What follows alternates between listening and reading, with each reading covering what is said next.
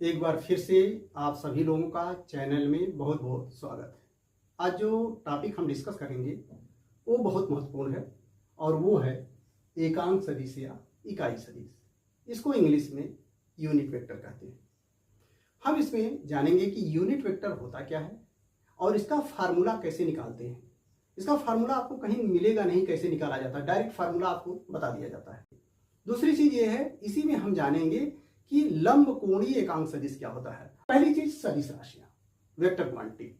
आप जानते हो वे राशियां, वे भौतिक राशियां जिनमें परिमाण के साथ साथ दिशा होती है तथा जो सदिशों के जोड़, घटाने और गुणा के नियमों का पालन करती हैं, वे भौतिक राशियां सदिश राशियां कहलाती हैं। अब सदिश राशियों में दो चीजें, एक हमने कहा परिमाण यानी मैग्नीट्यूड और दूसरा हमने कहा डायरेक्शन, ये दोनों होती है। तो अब सदिश राशियों को प्रदर्शित कैसे करते हैं? सदिश राशियों को आमतौर पर प्रदर्शित करने के लिए हम अंग्रेजी का अल्फाबेट लेते हैं और उसके ऊपर तीर लगा देते हैं। जैसे उदाहरण के तौर पर वेग एक सदिश है, तो वेग की इंग्लिश वेलोसिटी, तो वेलोसिटी का पहला लेटर वी हुआ। तो जब वेग सदिश को दर्शाना होता है तो हम आमतौर पर वी लिखते हैं और वी के ऊपर ये एरो लगा देते हैं। तो यह आपका वेग सदिश को बता रहा है। अब वेग सदिश में उसका परिमाण होगा यानी मैग्नीट्यूड होगा और डायरेक्शन होगी। तो किसी सदिश का मैग्नीट्यूड दर्शाने के लिए हम क्या करते हैं, जो सदिश का सिंबल लिया हमने उसी सदिश के सिंबल को इस्तेमाल करते हैं। जैसे ये वेग सदिश का परिमाण दिखाना हो तो ये वेग सदिश हमने ले लिया। अब इसके दोनों ओर हमने लाइन एक खींच दिया, तो ये आपका परिमाण को बता रहा है, किसका? वेग सदिश का। Modulus of velocity, magnitude of velocity. अब एकांक सदिश क्या होता है? एकांक सदिश का परिभाषा आप यहां पर देखिए, वह सदिश जिसका परिमाण एक होता है एकांक सदिश या इकाई सदिश कहलाता है। अर्थात वो सभी वेक्टर जिसके मान एक होंगे इकाई सदिश कहलाएंगे। अब आप कहोगे कि सभी सदिश, वे सभी सदिश, तो इसका अर्थ यह है कि जितने भी आपके पास सदिश हैं सभी सदिश का एकांक सदिश होता है। जैसे हमने कहा कि ये वेग सदिश है तो इसका भी एकांक सदिश होगा। अब एकांक सदिश को कैसे रिप्रेजेंट करते हैं? तो जैसे अगर इस वेग सदिश का एकांक सदिश लिखना होगा तो हम इसी सिंबल को ले लेते हैं वी को और इसके ऊपर ये कैप लगा देते हैं। तो ये वी कैप जो है इस वेग सदिश का एकांक सदिश है। या अगर हमने कोई वेक्टर लिया ए, वेक्टर ए, इसका एकांक सदिश लिखना हो तो हम इसी लेटर को ले लेंगे ए को और इसके ऊपर कैप लगा देंगे। तो ए कैप इस वेक्टर ए का एकांक सदिश है, अर्थात इसका मान एक होगा और इसकी डायरेक्शन इसी वेक्टर ए की डायरेक्शन में होगी। तो ये आपका रिप्रेजेंट करने का तरीका रहा। अब इसका फार्मूला कैसे निकालते हैं? फार्मूला निकालने के लिए हम एग्जाम्पल से इसको बताएंगे, वेग सदिश के एग्जाम्पल से ही बताते हैं। जैसे मान लीजिए हमारे पास एक वेग सदिश है और वेग सदिश को हम v से दिखा रहे हैं और एक तीर लगा दिया, तो वेग सदिश का परिमाण होगा और उसकी डायरेक्शन होगी। मान लीजिए इस वेग सदिश का परिमाण है 20 मीटर पर सेकेंड, तो हम लिख लेंगे v इक्वल टू 20 मीटर पर सेकेंड। इसकी डायरेक्शन होगी, डायरेक्शन मान लीजिए इसकी है ईस्ट अर्थात पूरब की ओर। तो ये आपका वेग सदिश हो गया। अब इसी को इस तरह भी आप लिख सकते हो, वेक्टर v बराबर ये 20 मीटर पर सेकेंड मल्टीप्लाइड बाई 1, इसको कर दिया, एक का गुणा कर देंगे तो कोई फर्क नहीं पड़ेगा और ये रहा ईस्ट, ऐसे लिख दिया। अब ये जो 20 मीटर पर सेकेंड है वेलोसिटी का मैग्नीट्यूड, हम मैग्नीट्यूड को दर्शाने के लिए क्या करते हैं, उस संकेत को लेते हैं और उसके दोनों ओर लाइन खींच देते हैं। तो इस 20 मीटर पर सेकेंड के बदले ये लिख सकते हैं, तो हम लिखेंगे वेक्टर v यानी वेलोसिटी वेक्टर बराबर ये मैग्नीट्यूड इसका हो गया ये, और इसको जरा सा ध्यान से देखिए, ये अगर हम ध्यान से देखें तो इसका मान एक है और इसकी डायरेक्शन ईस्ट है, अर्थात ये ऐसा सदिश है जिसकी वैल्यू एक है, मान एक है। अब वो सदिश जिसका मान एक होता है वो एकांक सदिश कहलाता है। इसका अर्थ हुआ कि ये एकांक सदिश होगा। लेकिन इसकी डायरेक्शन ईस्ट है, अर्थात इसकी डायरेक्शन इसी वेलोसिटी की डायरेक्शन में है, अर्थात ये ईस्ट डायरेक्शन में यूनिट वेक्टर है, अर्थात ये वेलोसिटी की डायरेक्शन में यूनिट वेक्टर है, अर्थात ये वेलोसिटी का यूनिट वेक्टर है। तो आप यूनिट वेक्टर वेलोसिटी का जब लिखोगे तो वेलोसिटी के ऊपर ही ये कैप लगा देते हैं, तो आप इसको इस तरह लिख सकते हो वी कैप, अर्थात वेलोसिटी वेक्टर बराबर हो जाएगा वेलोसिटी वेक्टर का मैग्नीट्यूड और उसकी डायरेक्शन में यूनिट वेक्टर। तो यूनिट वेक्टर जो वेलोसिटी का होगा वी कैप, ये बराबर हो जाएगा, ये इधर आके डिवाइड कर देगा इसको, तो vector v divided by vector v का मैग्नीट्यूड, अर्थात वेलोसिटी का यूनिट वेक्टर बराबर वेलोसिटी वेक्टर और डिवाइड बाई उसका मैग्नीट्यूड। तो कोई भी यूनिट वेक्टर निकालना हो किसी भी वेक्टर का, जैसे हमने कहा कि एक वेक्टर है ए, इसका यूनिट वेक्टर निकालना है, तो इसका यूनिट वेक्टर का संकेत हो जाएगा ए पर कैप, ये यूनिट वेक्टर हुआ किसका, ए का, और ये बराबर होगा ये वेक्टर और डिवाइडेड बाय इसका मैग्नीट्यूड ये। तो किसी वेक्टर का यूनिट वेक्टर निकालने के लिए वो वेक्टर में उसके मैग्नीट्यूड से डिवाइड कर।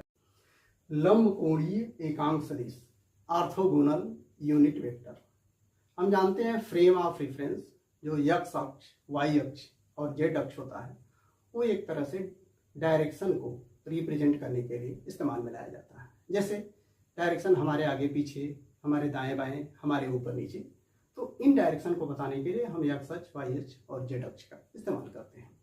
तो इन अक्षों के अनुदिश भी एकांक सदिश हम लेते हैं। समकोणिक अक्षों एक्स अक्ष, वाई अक्ष तथा जेड अक्ष के अनुदिश एकांक सदिश को लंबकोणीय एकांक सदिश कहते हैं। एक्स अक्ष के अनुदिश एकांक सदिश को आई कैप से, वाई अक्ष के अनुदिश एकांक सदिश को जे कैप से तथा जेड अक्ष के अनुदिश एकांक सदिश को के कैप से प्रदर्शित करते हैं। अर्थात आई कैप, जे कैप और के कैप क्रमशः एक्स अक्ष, वाई अक्ष तथा जेड अक्ष की डायरेक्शन में यूनिट वेक्टर है। अब इसका फिजिकल सिग्निफिकेंस क्या है उसको समझिए जरा। जैसे अभी पीछे हमने आपको बताया कि कोई वेक्टर बराबर, जैसे वेक्टर ए है, ए बराबर इसका मैग्नीट्यूड वेक्टर ए का मैग्नीट्यूड और इस वेक्टर ए की डायरेक्शन में यूनिट वेक्टर, ये लिखने का तरीका है वेक्टर का।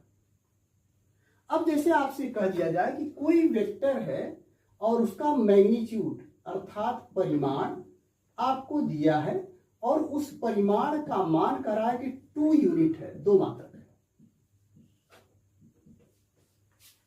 और आपसे कहा जा रहा है कि इस वेक्टर की जो डायरेक्शन है, दिशा, वो आपको कह रहा है कि एक्स अक्ष है, और आपसे कह रहा है कि इसको वेक्टर रूप में लिखिए। तो अगर हम कहें कि ए वेक्टर कोई वेक्टर हो और हम कोई संकेत ले रहे हैं कि जैसे हम कह रहे हैं कि ए वेक्टर मान लीजिए पी वेक्टर है, तो पी वेक्टर बराबर होगा इसका मैग्नीट्यूड पी वेक्टर का और पी वेक्टर की डायरेक्शन में यूनिट वेक्टर पी कैप। तो जो मैग्नीट्यूड इसका दिया है वो 2 दिया है, तो वेक्टर पी बराबर होगा, मैग्नीट्यूड की जगह 2 लिखेंगे, यूनिट वेक्टर पी की डायरेक्शन भी यूनिट वेक्टर है।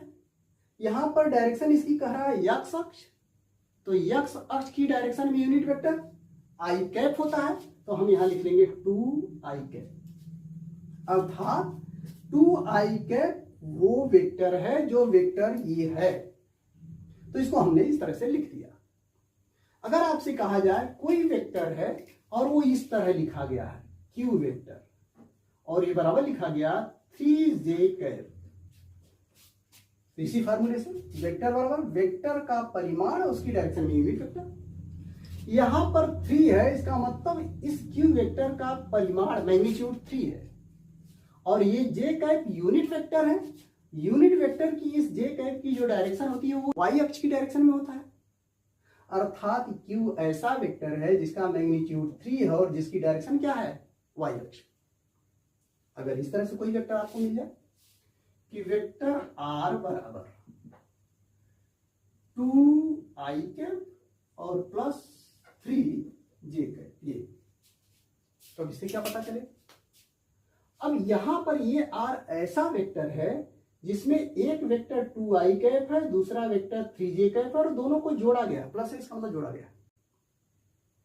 अब अगर इसको हम जोड़ें, यानी दो वेक्टरों का जोड़ है, तो दो वेक्टर को जोड़ने के लिए हम जो तरीका इस्तेमाल करते हैं, पहले पहला वेक्टर खींचते हैं, फिर दूसरा वेक्टर खींचते हैं उसके नोक से। जैसे हमने कहा कि ये वेक्टर हमको खींचना है, तो हम क्या करेंगे, x अक्ष की डायरेक्शन में ये एक लाइन खींचेंगे जिसकी वैल्यू 2 होगी, तो ये 2i कैप होगी x अक्ष की डायरेक्शन। इस 3j को खींचना हो y अक्ष की डायरेक्शन में, तो एक लाइन खींचेंगे जो 3 को बताएगा और इसकी डायरेक्शन किधर होगी, j कैप है, इसका मतलब y अक्ष की डायरेक्शन में ये वेक्टर हो गया। इन दोनों को जोड़ना हो तो जोड़ने का तरीका, पहला वेक्टर खींचा, उसके नोक से दूसरा वेक्टर खींचा, फिर पहले के पूंछ से दूसरे के नोक को मिला दिया, तो जोड़ इस तरह करेंगे। पहला वेक्टर हमने खींचा, ये 2i कैप, इसके नोक से दूसरा वेक्टर हमने खींचा, ये आपका 3j कैप हो गया, ये 2i कैप हो गया। फिर पहले के पूंछ से दूसरे के नोक को मिला दिया, तो ये आपका दोनों का जोड़ हो गया। अर्थात ये जो वेक्टर होगा वो होगा 2i कैप और प्लस 3j कैप। अगर हमने कहा ए है, ए बी है और ए सी है, तो ये समकोण त्रिभुज बन गया। तो इसका अगर मान निकालना हो, परिमाण निकालना हो, तो इसका स्क्वायर बराबर इसका स्क्वायर प्लस इसका स्क्वायर, ये कर्ण है। तो अब अगर आप इसका परिमाण निकालना चाहें तो ए सी स्क्वायर इसका स्क्वायर बराबर इस कोण के लिए आधार है, तो बराबर ए बी का स्क्वायर, आधार के स्क्वायर, प्लस बी सी का स्क्वायर। अब ए बी का स्क्वायर, इसका परिमाण कितना है, 2 है। ये आई कैप इसलिए लिखा हूं कि इसकी डायरेक्शन x डायरेक्शन में है, ये एक तरह से वेक्टर को बता रहा है। तो 2 का स्क्वायर 4 हो जाएगा, BC का मान ये 3 है, 3 का स्क्वायर 9 हो जाएगा, दोनों को जोड़ेंगे 13 हो जाएगा। तो जो आपका AC आएगा वो आ जाएगा √13। अर्थात ये जो वेक्टर है आपका r वेक्टर, इसका मैग्नीट्यूड अगर हम कहें तो वेक्टर r का मैग्नीट्यूड इस तरह से दर्शाएंगे, 2 लाइन खींच लेंगे और ये बराबर कितने के हैं, √13।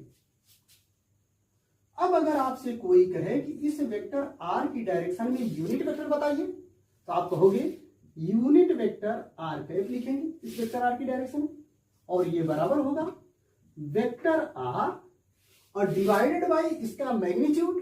तो मैग्नीट्यूड के लिए लिखते हैं वेक्टर r को ही लिखेंगे और उसकी दोनों तरफ लाइन खींचेंगे। इसका जो मैग्नीट्यूड हमने निकाला ये √13 है, तो vector r 2i cap plus 3j cap है, तो 2i कैप और प्लस 3j कैप हो गया, ये वेक्टर r है। और इसका मैग्नीट्यूड आया 13, तो इसमें 13 से डिवाइड कर दिया √13 से, तो ये आपका वेक्टर r की दिशा में यूनिट वेक्टर हो गया। अब किसी वेक्टर का जब मैग्नीट्यूड निकाल रहे हैं तो जो i के साथ है, जो j के साथ संख्याएं हैं, उसका स्क्वायर करके जोड़ दे रहे हैं, फिर अंडर रूट उसका स्क्वायर रूट कर ले रहे हैं।